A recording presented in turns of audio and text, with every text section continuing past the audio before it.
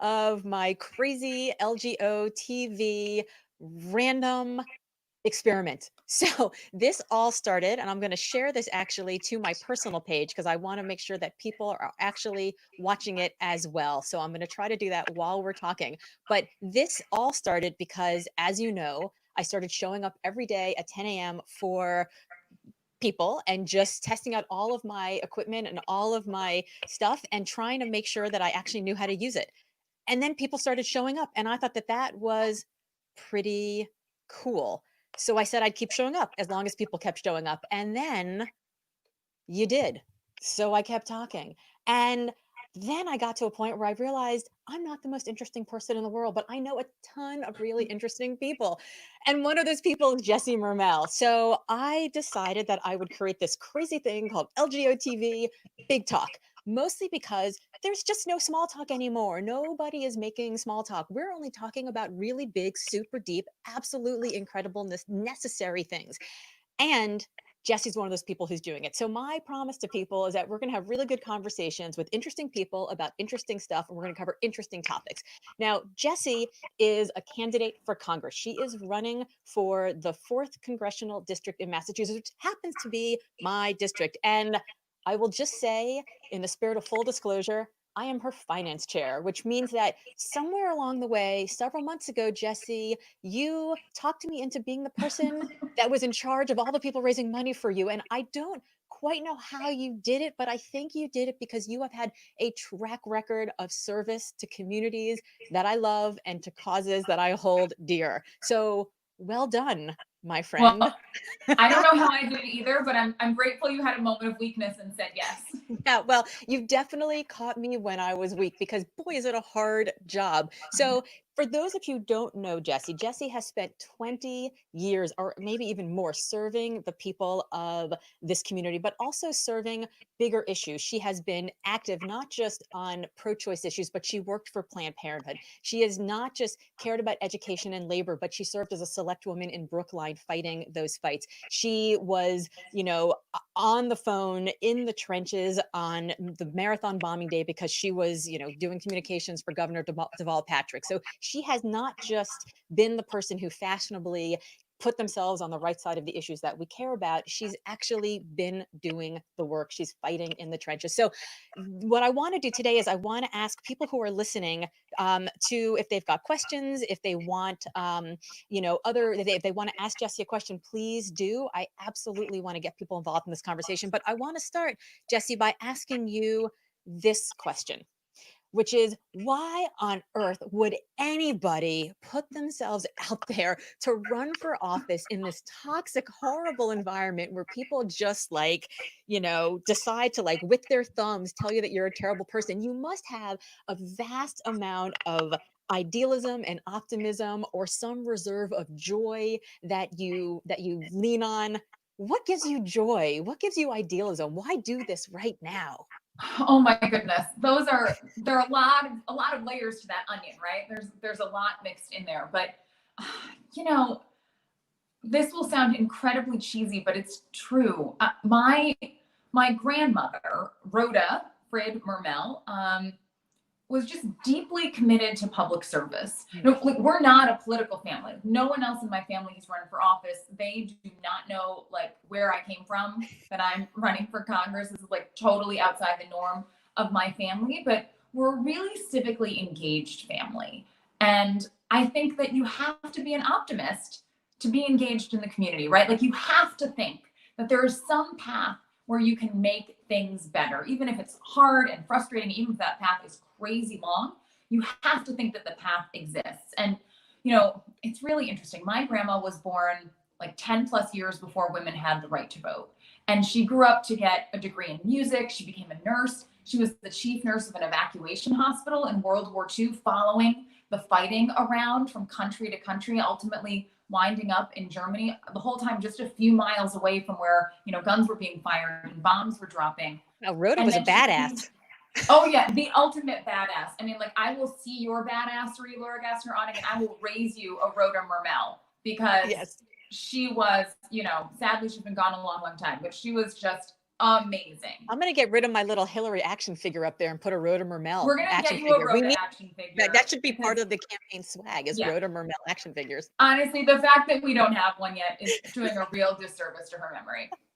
But like, she came back from the war, and because she was a woman and it was the late 40s, she got married and she never worked outside the home again. And no question, that's a lot of work, right? That requires leadership and talent and skills. But here was someone who had literally overseen over 2,000 hospital beds and all the nurses that go into that, again, in a war zone. And there was no path for her to contribute outside of the home because of when she was, in her prime. And so she channeled all of that into civic engagement, right? Whether it was helping at the hospital or whether it was her temple, it didn't matter. And it varied a lot over the years. And then I watched that as a kid, right? I watched that she constantly thought that you could be doing something in your community to make things better. And she very much took me under her wing in all of that. So, I don't know. That, to me, if there was any root of my weird optimism about our ability to make things better and any root of my, commitment to being involved in the community, it's probably a toss up between the impact of Rhoda Mermell and my undying love of all things musical theater. Yeah, so I hear that you are quite the Judy Garland stan. I am.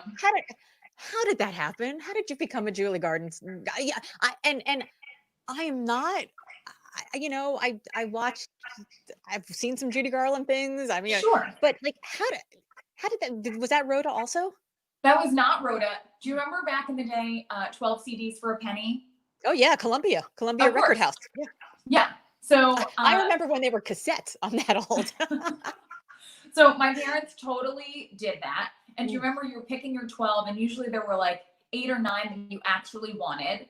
And then you're like, oh God, how do I get to 12? Okay, sure. This one looks okay. Yeah, I guess I'll get that one too. And so Judy Garland, Best of the Decade Years, was one of those, getting to 12 CDs that my parents picked at the very end. I don't even remember what the other ones they got. And it, showed up in the mail a few weeks later. And I don't know why, but I was on that like white on rice and couldn't stop playing it, couldn't stop singing the songs in my bedroom. Like it just spoke to me. And from there, learned more about Judy and the history of her career and the ups and downs. And I'm actually a much bigger Judy Garland later years fan than I am the old MGM musicals. But, I've never met a musical that I didn't like. And yeah, Judy, that was, I must have been 8 or 9 and I'm in my 40s now and I am as big a stan as they come. Okay, so I didn't get introduced to Judy Garland that early, but I did one of my very first concerts. My very first concert I ever went to was Shirley Bassey with my parents, like a long time ago. The second was the Bee Gees at Marklight Stadium in Miami, but the third was Liza Minnelli. Back in the it's Liza with a Z, not Lisa with an S, because Lisa with an S goes. Remember that song? I absolutely do. Terrible. And yet amazing. Yeah, I've obviously never seen Judy Garland in concert, but I haven't even seen Liza in concert, so I'm pretty jealous. Yeah, well, I don't really remember much, but I do remember she was a hot mess, but like the best kind of hot mess, right? Yeah. Like this was like back in the late 70s, early 80s in Miami. So like I'm sure there was a lot of help in her system back There was then. a lot going on. There was a lot going on. Okay, No so musical theater. And I think, maybe you have to be an optimist to love musical theater also because it's always live. Like anything can go wrong. So you have to figure on any given night, it's all going to work out, right? That's right. And you have to be willing to put yourself out there to do it, right? I was 100% a theater nerd in school. No surprise to anybody who knows me, right? I loved being in shows. I loved being in musicals. I did a lot of singing in different choirs in school. And, you have to be willing to go out there on that stage and stand under that light. Oh, hang on. My phone is not cooperating.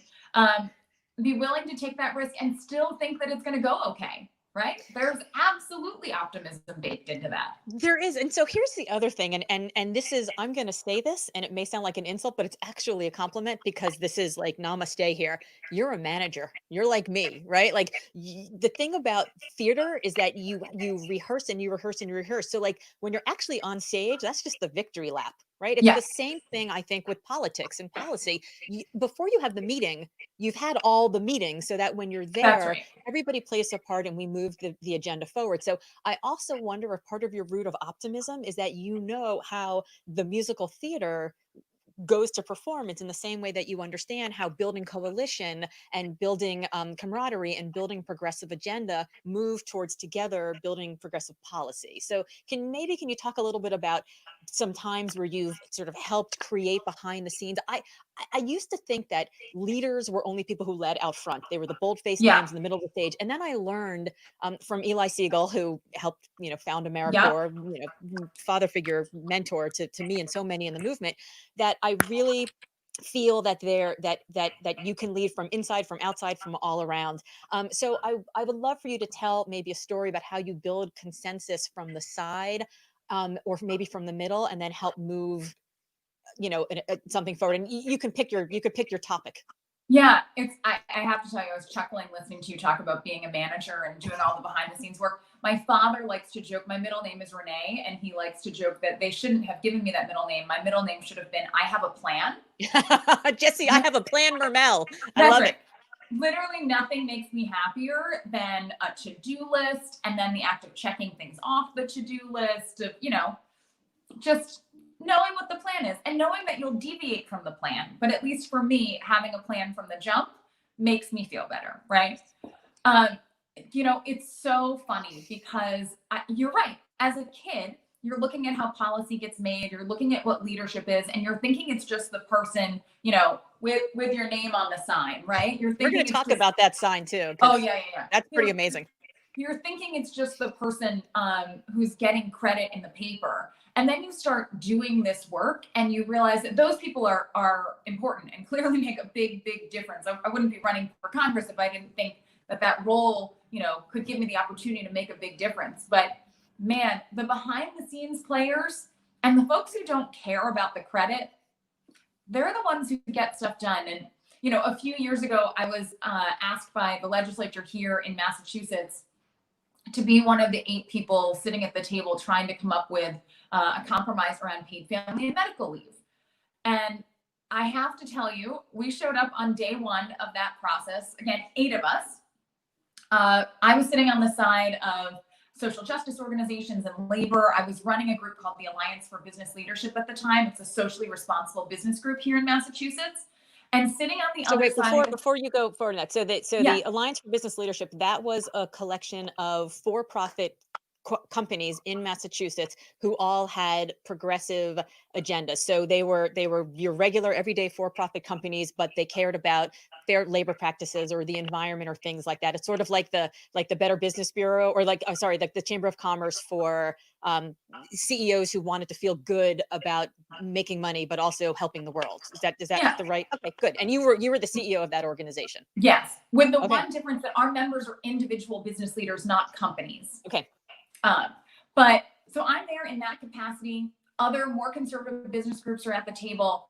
And on the first day, someone literally asked what the problem was we were trying to solve. Like, paid leave, right? It's the fact that people can't like go through the natural ups and downs of life, right? Like the highs, you're starting a family, that requires time off, or the lows of like you're sick, or God forbid someone you love is sick and you need to be cared for or care for them. Like if you don't get the problem we're trying to solve here, man, what are we actually going to do? Right. But we were the behind the scenes players. So for 7 months, we met first every other week and then every week. And we did the work, right? We tackled all of the issues that were in front of us. Some of them were easier than you expected. Some of them were crazy hard. We kept everything confidential. There wasn't a single leak. That was a huge part of our agreement in the beginning. No one's looking to get credit. No one's looking to bash anyone else in the paper. And we wound up with this compromise that ultimately passed both the House and the Senate, was signed by the governor. It's the strongest paid leave law in the country, right? That's fantastic.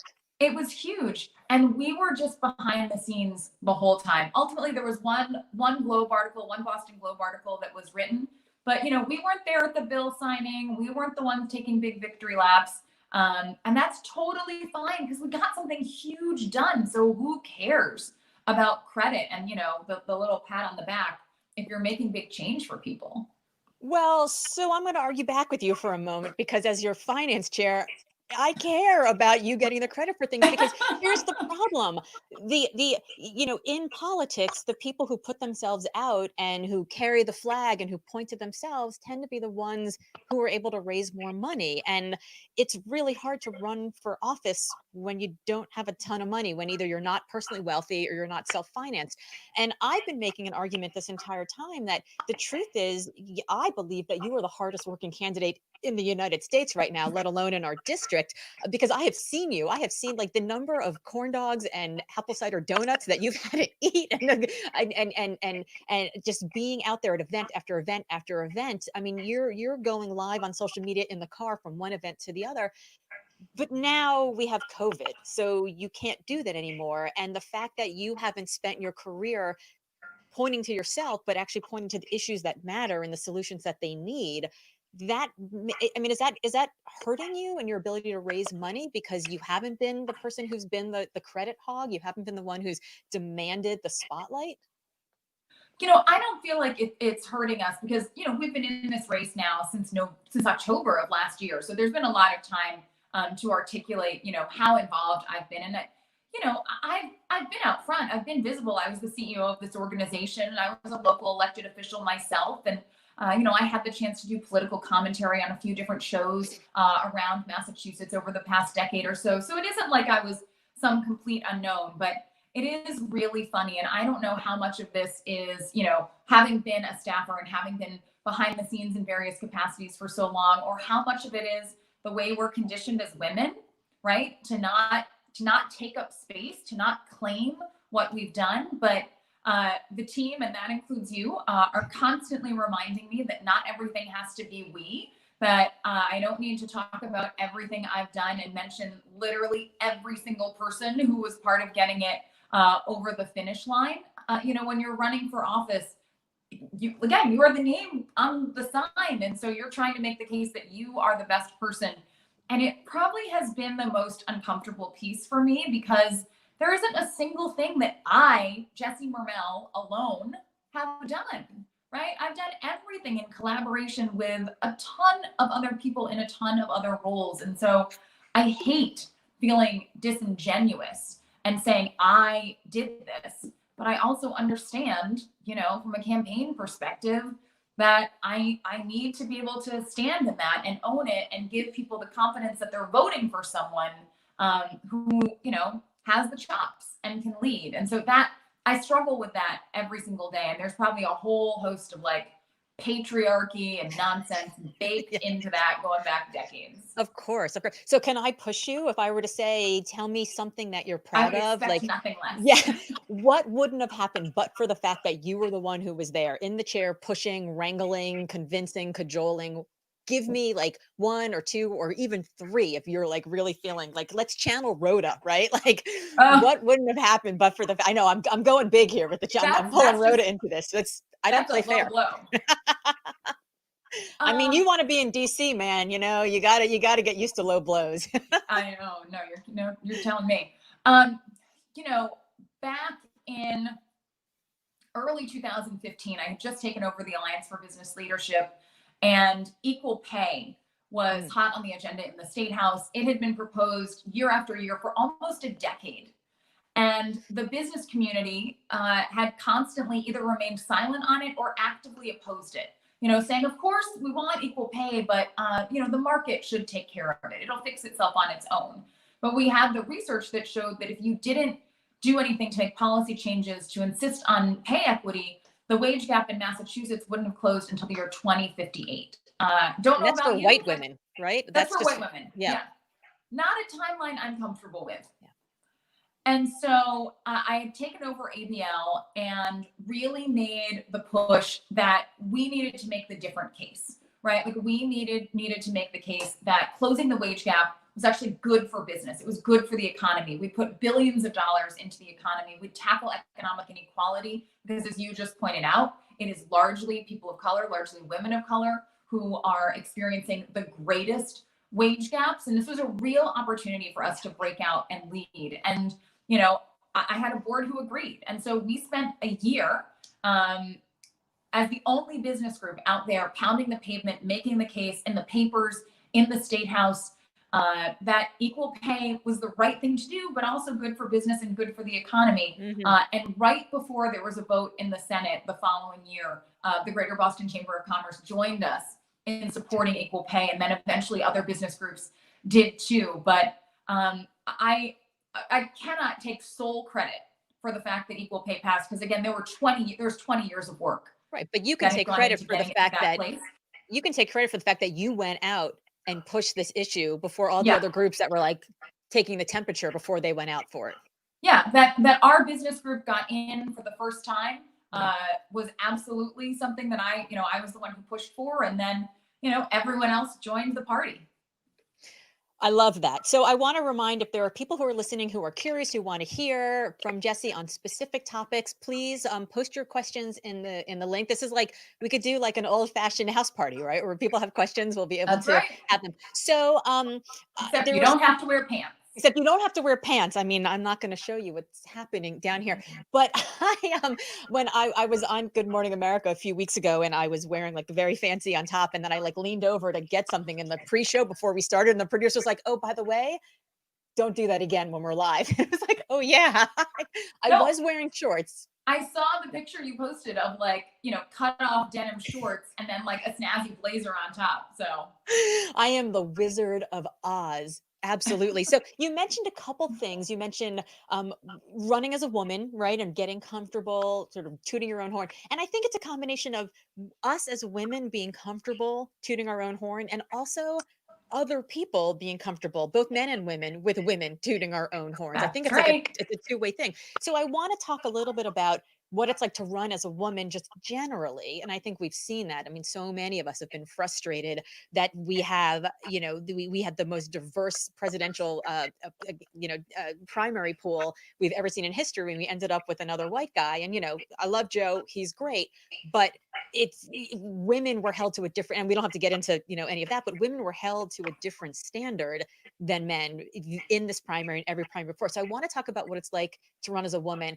And then I also want to talk about the things that you've done as a campaign in this completely unprecedented time where suddenly you can't shake hands, you can't go to the pancake breakfast, you can't eat the corn dogs, and what that is like raising money as somebody who isn't self-funded, who can't just put themselves on TV in a way where reaching voters is harder. So let's start with the woman question, and then we can go to the COVID question.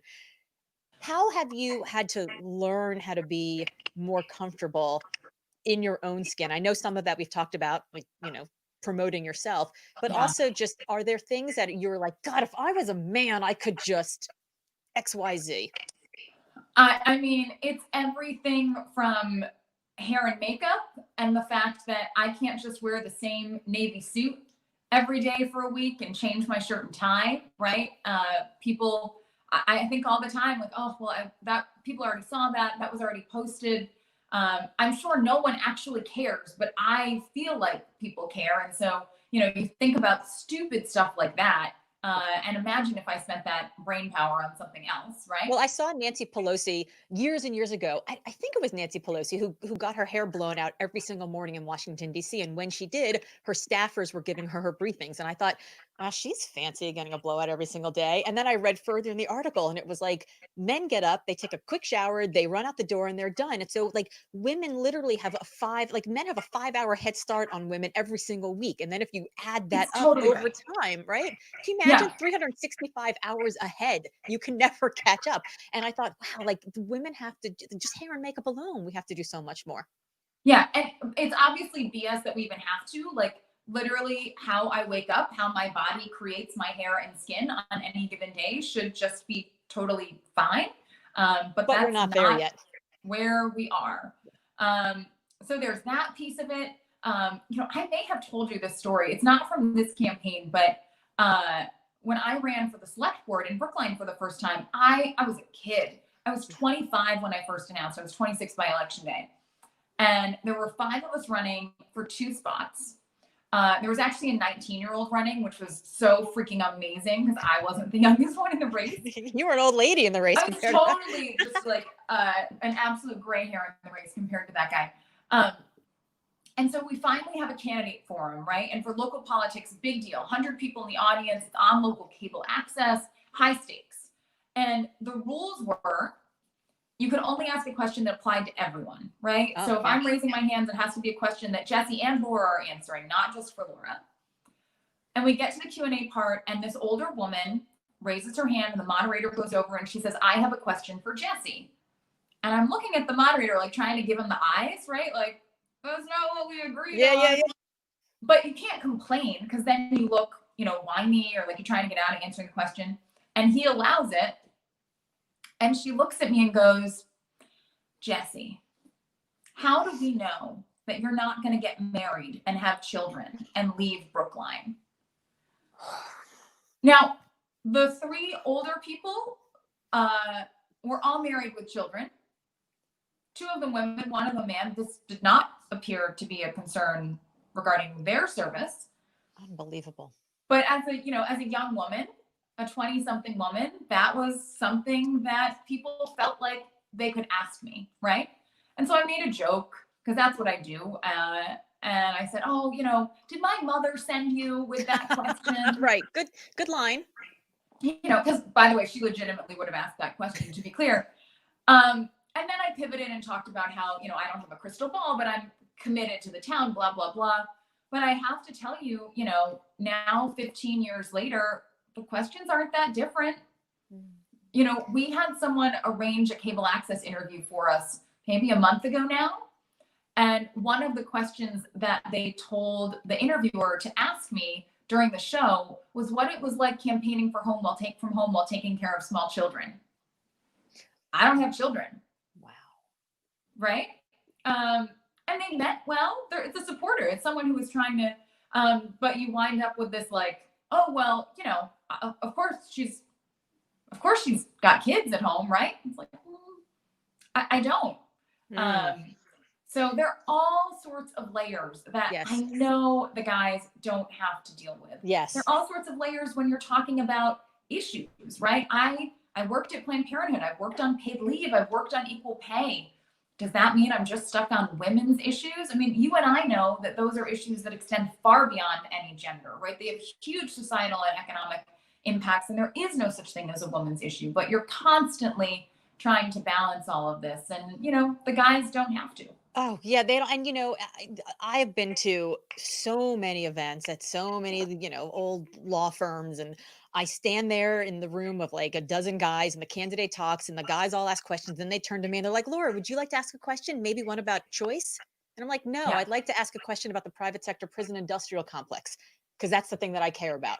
And they don't know what to do because they're like, well, that's not a women's issue. You know what? The fact that we have disenfranchised so many Black and brown individuals because we have private sector prisons that are lobbying our government to create policies that are putting them in prison and taking away their rights. But that's an issue for me. Yeah, absolutely. That's an issue for all of us. Yeah. So let's talk about issues. We'll do like a little like speed round of issues. Okay. So, healthcare. I'm just going to go through. We're going to talk about healthcare. We're going to talk about Trump. We're going to talk about abortion rights. We're going to talk about COVID recovery. We're going to talk about the environment. We're going to talk about labor. So let's do it. Let's do it. So let's talk about healthcare. What needs to happen in our country with healthcare? We got to fix it because it is not working. I'm a supporter of Medicare for all. I really think that it's the best path forward to making sure that we have a system that people can access and afford, and prescription drugs people can afford. But it's also about expanding coverage. I mean, right now, it's a privileged few who have access to dental care or mental health care or long-term disability. Think about how much better our country would be right now, both in terms of economics and also in terms of public health, if some of those things existed before COVID-19 hit. I'm not naive to the political realities that'll have to exist in Washington for Medicare for all to happen, but I very much believe it's where we need to get.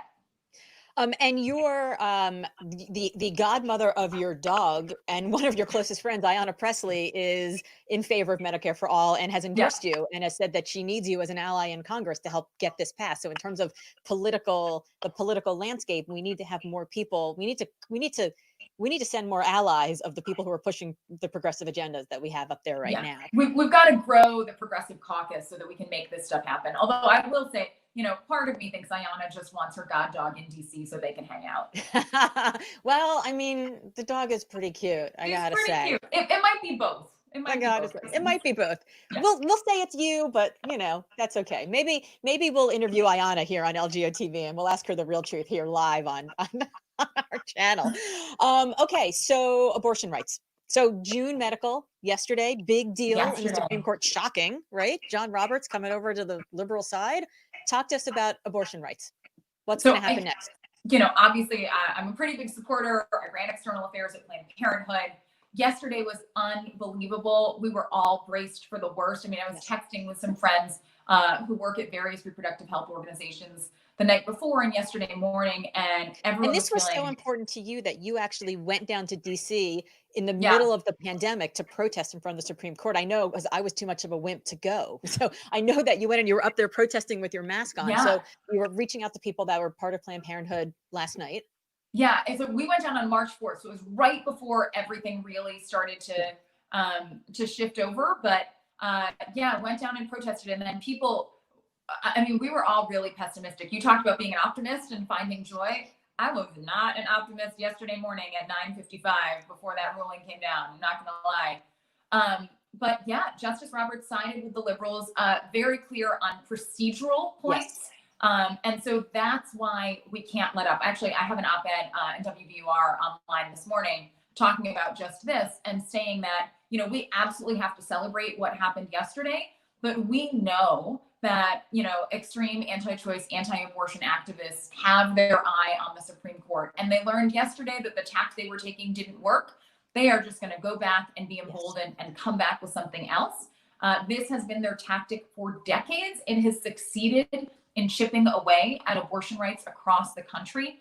They're looking for what the sledgehammer is, right? They're looking for what will do more than chip away, what will absolutely take that sledgehammer to Roe. It wasn't what they were hoping for yesterday, but they will be back.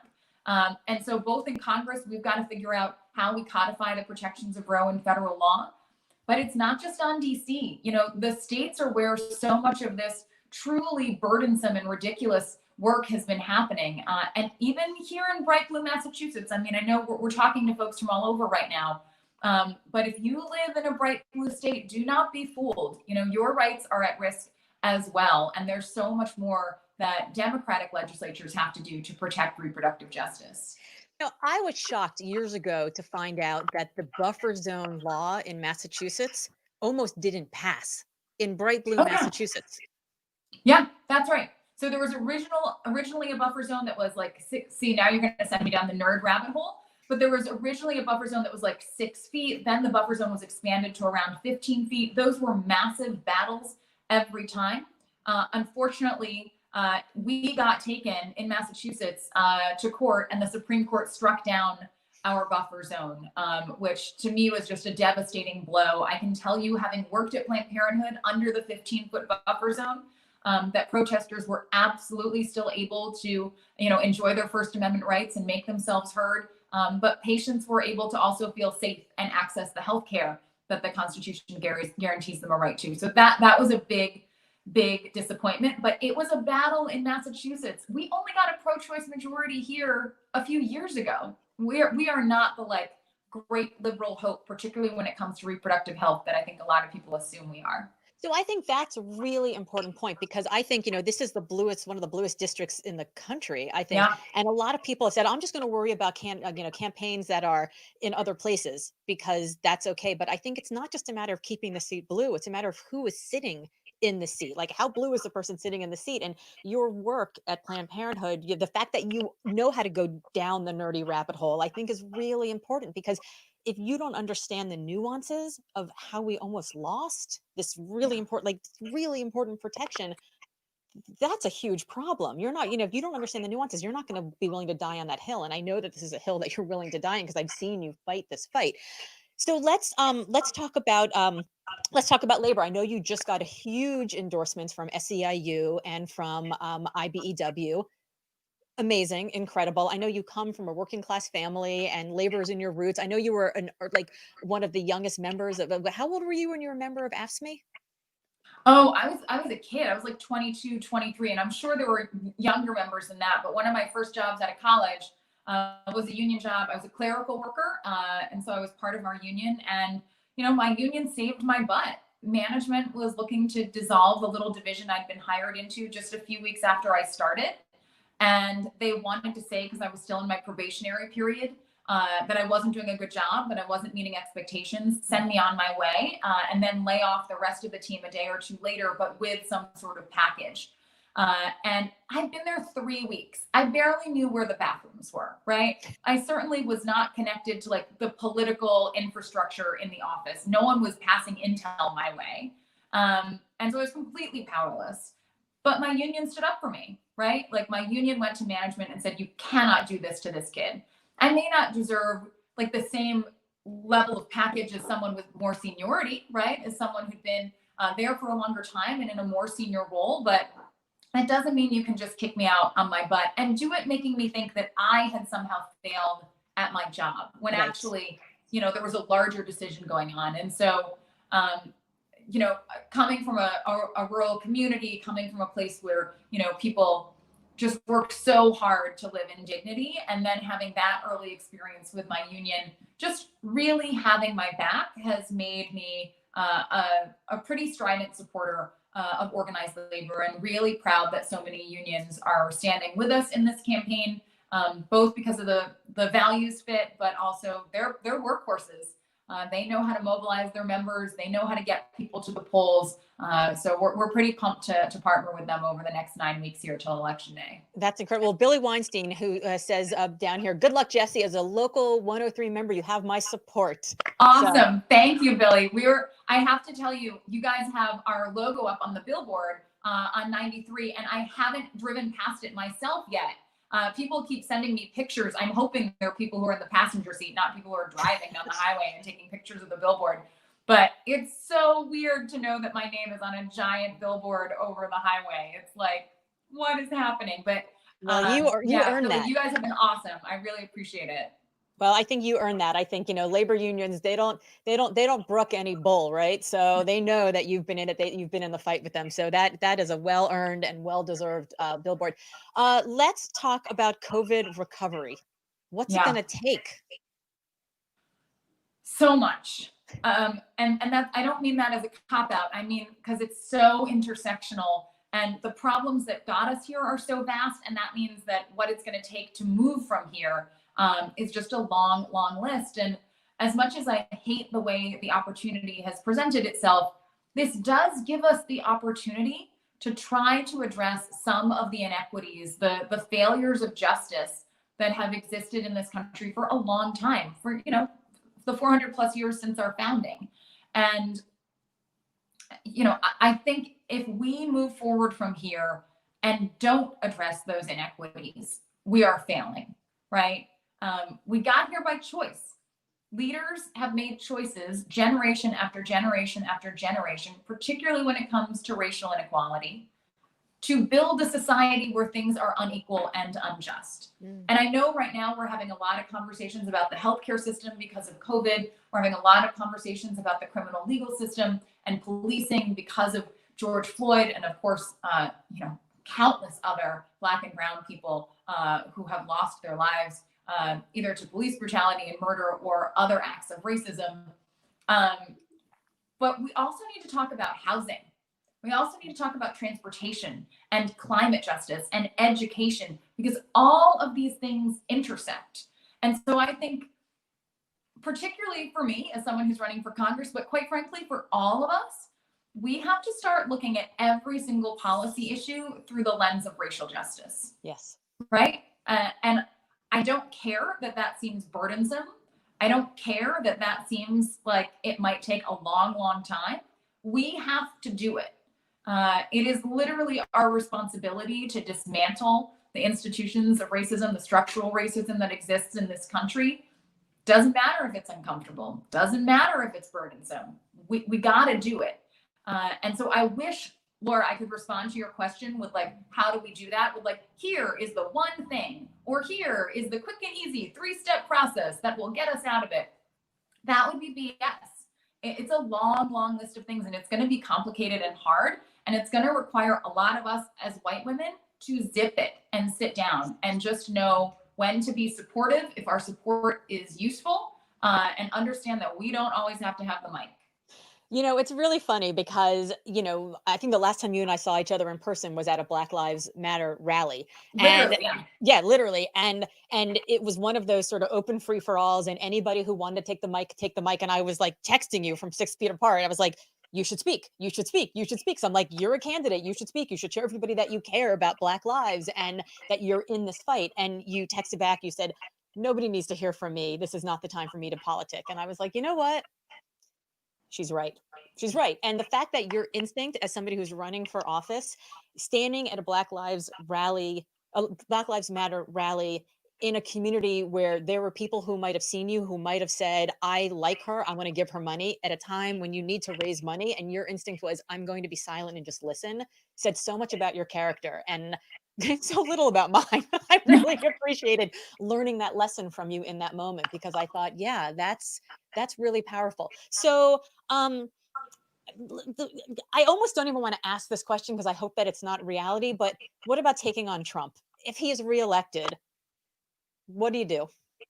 I know. I also hesitate to answer it because I don't want to manifest it, right? Right. It's accountability, right? And first, here's hoping that if God forbid that man gets reelected, we've at least taken back the Senate. Yes. Right, which gives us a lot more power. But yes, it has to be Ruth Bader Ginsburg. Hold on, girl, honestly, hold on. Like, I will go inject her with vitamin B12 myself. Yes. Like, where do I need to go? When she had her gallbladder operation, I don't have a gallbladder. It was taken out a few years ago, but I was like, who? I realize this is not an essential organ, but I was like, who can give her a gallbladder? Give her anything. What does she need? So take back the Senate. Okay, that's important. Yeah, so hopefully we take back the Senate, but it has to be all about accountability. And I would categorize that as, yes, of course, being hearings that shine a light on what's going on. I mean, what we've learned in the past few days that the president knew that the Russians had put a bounty on the heads of our military. I mean, it's unconscionable. It's in the long list of disgusting things this president has done. It is at or near the top. I mean, I truly am having trouble processing it. Clearly, Congress needs to get to the bottom of what has happened there. Yes. But I would also include accountability as controlling the power of the purse, which is literally what the House of Representatives does. And I think we need to, think more seriously about the ways in which we control that and the ways in which we can stop some of what he is trying to do, particularly if, God forbid, he's in there for another 4 years, by saying, you just don't get the money. No, you're cut off. Yes. Okay, so campaigning during COVID. This wasn't what you signed up for when you decided you were going to run for office. Now, as somebody who is not wealthy and who can't self-fund and who doesn't necessarily have, the hand into tons of wealthy pockets, you have always been the candidate that was going to outwork everybody else. You were going to raise enough money, but you weren't necessarily going to raise the most. I mean, Ayanna Pressley didn't outraise Mike Capuano, but she certainly worked the hardest. And I believe that we want to send people to Congress, not who can necessarily be the ones who can tap into the wealthy donors, although we love the wealthy donors, but the ones who are also willing to work the hardest on behalf of the district. And that was your game plan. And all of a sudden COVID happened. So how has your game plan shifted? What is it like to run for office in a pandemic? Yeah. So, you're right. I don't come from personal resources. No one needs to host a telethon for my family. Just to be clear, we always had the privilege of a roof over our head and food on the table. But,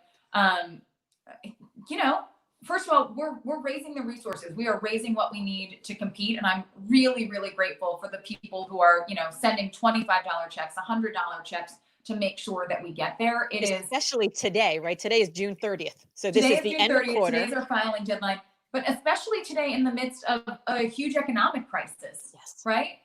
The fact that folks are using their disposable income to support my campaign is, it blows my mind. It's incredibly humbling, honestly, not to be cheesy, but it is. So we're raising the resources that we need to compete, but you're right. The plan was always to supplement that with a kick-ass grassroots campaign, right? Knock on every door, march in every parade, show up in every community, just be tireless about being in front of people and building that connection. And we were doing that pedal to the metal from October to early March, and loving, I was going to say every minute of it, most minutes of it. There were a few minutes that I, could have done without, but all of a sudden, that went away. And it's clear that that's not coming back between now and September 1st, which is our election day. And so we're doing it all like this. Yeah, and you've been profiled in some like political insider, publications about how smart your campaign has been in making the pivot. So what are some of the things that you've done? I mean, you have the beautiful sign behind you, right? I think that was made by some children of a supporter. This is made by a 3-year-old and 5-year-old. Love it. The kids of some supporters of mine. And, when someone mails you your name in googly eyes and taco stickers, you You gotta put it up. Not a lot of people know this. You are legally required to put it up. I mean, how could I not? So yeah, we've been engaging in everything from, of course, teletown halls and virtual house parties and virtual fundraisers, but we've also done, call outs for art from kids. We've done coloring book pages with, a picture of my dog holding a Jesse Mermell for Congress sign, and Which folks you have could- colored them. Right. It allows you to support her and also have your like meditation, right? Which That's helps right. with the COVID stress. Or occupy your kids for 15 minutes. Yeah. And people have been doing that and sending them back so we can put them up in the office if we ever get back in the office, or we're sharing them on social media. We've done virtual pride brunches with Julian Sear, who's an incredible LGBTQ advocate and the state senator. Who also just endorsed you this past weekend. Yeah, who also just endorsed. And you know what? We've also figured that these are serious times, but I don't need to take myself seriously. So as I do these videos every day, and it's possible you might be able to relate to this, I screw up every day. Yeah. Every single day, I trip on my tongue. My dog decides that she needs to be on camera. I mean, you name it, something happens. And so we've done blooper reels about that then actually have gotten picked up by like multiple mainstream media outlets as a way to show, how people are cutting through. We did a reading of my birth chart on Facebook Live one Friday afternoon that I still don't understand what happened or how I got talked into that, but it was a hoot. So, these are serious times, and that is the most important thing, tackling that. But we haven't been afraid to add a little levity. We haven't been afraid to look for other ways in which we can cut through and get in front of folks. I've been Zooming with a brownie troop in Mansfield, which is in the district. And last time I talked to them, we did a Zoom sing-along from Mamma Mia. Oh my God. Yeah. Well, we're not going to do that now because nobody would ever tune into one of these again, because you may have a good singing voice, but like literally my dog would come running into the room and like poop under my stool that I'm sitting on right now if I were to start singing, because it would hurt her so much to just with her extra hearing in her ears. Okay, so how so it is June 30th. That's a really important day. I know, on New Year's Eve, December 31st, we were texting back and forth. We got to make deadline.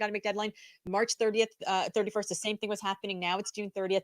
You're raising enough money. The candidates the campaign is doing okay, but there are headlines that will come out in a couple weeks that will say this person raised this much and this person raised this much. And even though it's not a metric of support, of voting support, it is a metric that the headlines, the newspapers will take and look and say, is this candidate serious or not? So today is a day that people should give to you if they want to get involved. And today, if they're inspired by what they heard today, we can put a link in the comments about different events that they can go to going forward. But if people want to give today an RSVP for one of those, or if they just love what they heard today, how do people support you? How do they give? How can people get involved? Well, if anyone is willing to donate by midnight tonight, it would be a huge help. The website's just jessiemermell.com. You can literally see how to spell my name behind me. And it's right And below also in the and comments it's here. below. I see that. Yep.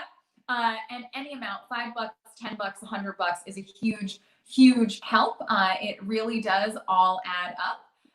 But if you live in the district and you'd be willing to vote for me, that would be great. If you live in the district and you're willing to host a virtual house party so that we can meet 15, 20, 25 of your friends and neighbors, because we can't do it by knocking on your door or showing up at your town's farmer's market and saying hello. If you're willing to help us volunteer, if you're willing to help us phone bank or text bank, anything like that is a huge help. There's also on the website a place where you can sign up to do that, and just tell friends, share on social media, get the word out there. Those things all really, really help. And you're right, the fundraising is one of the metrics that people use to assess candidate viability. It is not the only metric. People look at the coalition that you're building, the work that you're doing, the endorsements that you get. And by so many of those measures, we are, really, really charting a path in this race and leading the field. So with 9 weeks left to go, we're feeling really strong, but we do still need the resources that we need to run and execute on a successful campaign plan. And now, are you also still taking young people in the fellowship program that you're doing? Because I know that a lot of my friends are like, what am I going to do with my kid this summer? But we also want Totally. them to be responsible members, upholders of their community. So if people have kids, what are the ages? How can they get involved? What can they do? Yeah, so we have a fellowship program for high school and college students. It's already started, but I'm sure we can bring some new folks into the fold. And it is volunteering on the campaign, but it's also learning about the various different components of working in politics. So you'll get to work on the campaign and help with phone banking and social media and other things like that. But we'll expose folks virtually, obviously, to folks who work in fundraising, folks who work in field, folks who work in advance, all the many, many components, communications of what goes into working in politics. If it is something that you're thinking of doing as a profession or in your first few years out of school, we want to help people build that network and fully understand what the career options are. So it's a pretty cool program. We've got 33 fellows right now across the country, because a lot of folks had to go home.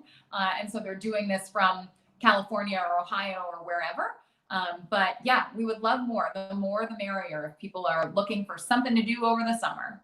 Now, you mentioned that if people are in the district, they can host a party. Can people who are outside of the district give money and host parties also? Oh, absolutely. Okay. As long as you're a United States citizen, you are able to donate and able to help us with those types of things. So even if you live in New York or LA or wherever, we would love to have you on the team. Fantastic. Okay, so last question. I'd be remiss if I didn't ask. Where else can people find you? So, what are all your social media handles? Oh goodness. Twitter is at Jessie Mermell. Facebook is Jessie Mermell for Congress. And Instagram is at J Mermell. Amazing. Fantastic. I will share this widely. I encourage people to get to know you. I encourage people to find a candidate who they love, who is pushing an agenda that they care about, especially women, people of color, LGBTQ, those who are not necessarily able to, fund this themselves and who may be having a harder time raising money because they're a member of a population that has a harder time historically, and reach out and send them a little bit of money. If you care about democracy, get in the game. We get the democracy that we deserve, so got to get in the game. So if it is Jessie, who you have listened to for the last hour and you were super inspired by, as am I hope that you will give to her. If it is someone else, I hope that you will give to them, but I just hope that you will get in the game. So thank you, Jessie, for being my second guinea pig in my little experiment here. I really appreciate your time. I appreciate having you. And I wish you good luck on the rest of your day of smiling and dialing for dollars on this June 30th. That is what I'll be doing until midnight and texting you updates along the way. So thank you for everything that you're doing. I'm honored to be guest number 2. I look forward to being a part of the history of LGOtv. So I appreciate you having me, and much more appreciate everything that you've been doing since we launched in October to make this happen. So Fantastic. And will you promise me, if I continue to do this, if this still exists, that we can have Congresswoman Jessie Mermell on the show? For sure. I might even bring the dog on. Oh, amazing. Congresswoman Jessie Mermell and Isabel. Yeah. I love it. She's Fantastic. the star of the house, so I'm comfortable with that. I'll bring Juniper and we'll all hang out. Perfect. Cool. Thank you very much and have a great rest of your Tuesday. Stay safe. See you soon. Bye. Bye.